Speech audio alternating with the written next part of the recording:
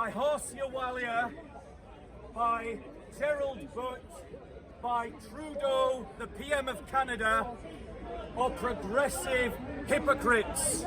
And they are joined by the same kind of hypocrites who are silent about the attacks against hundreds of churches in France, about the ethnic cleansing of Christians in Nigeria, the ethnic cleansing of Christians in South Sudan, the ethnic cleansing of Christians in Iraq and Syria, the anti-Christian pogroms in Egypt and Pakistan, the anti-Christian attacks that happen in the Philippines, and these progressives are silent about them all.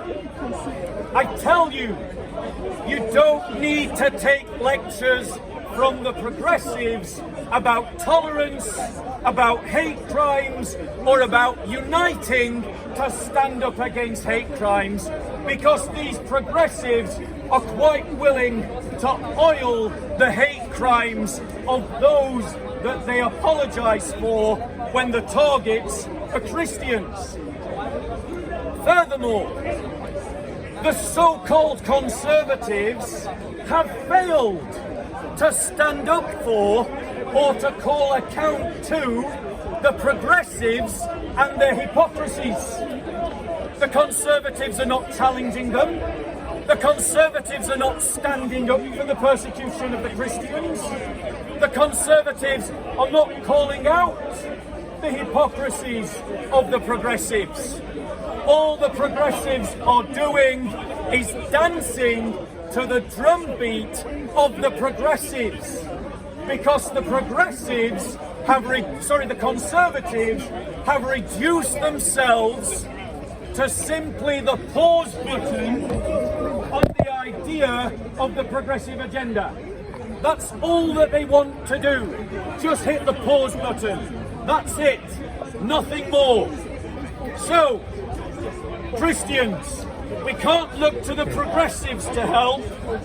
We can't look to the conservatives to help.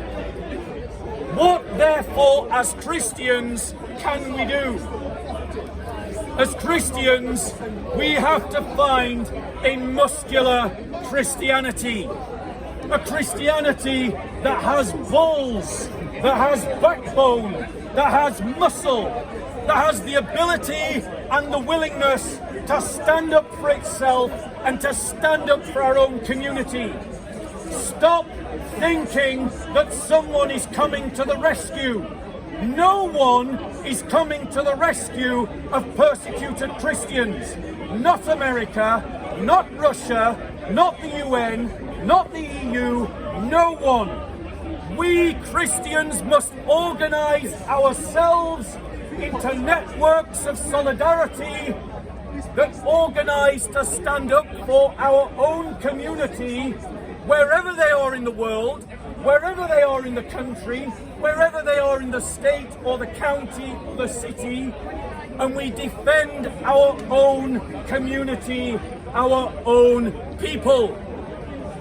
It says in Ephesians that the gap between the Gentiles and the Jews, the dividing wall that existed in the temple, that the Gentiles could not pass through, was done away with in the blood of Christ, and that the Christians were made a new man. That means that in Christ, we Christians become a new humanity, a new people. Our former ethnicities, our former nationalities, our former denominations, they all dissolve in the discipleship of the Lord.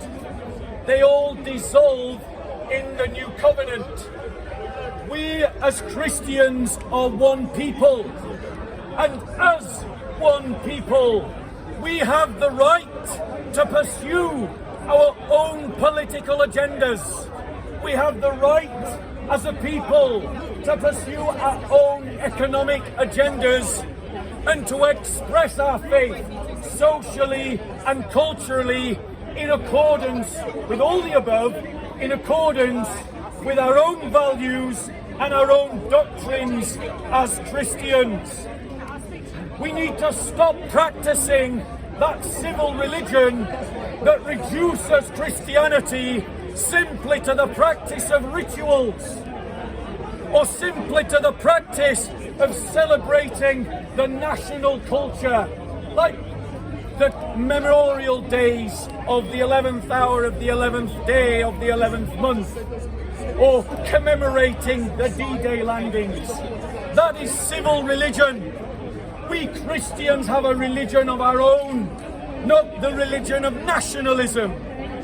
Nor should we turn the church merely into an NGO that is a charity that does charitable good works without pursuing any political, economic or socio-cultural agenda of our own.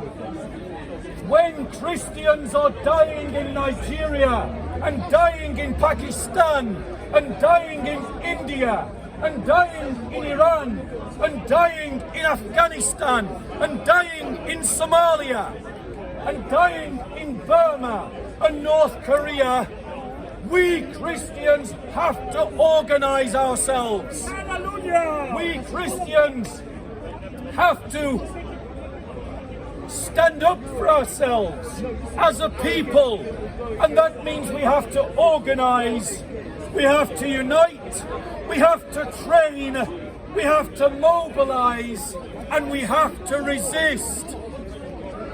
And that is the problem in the church, because too much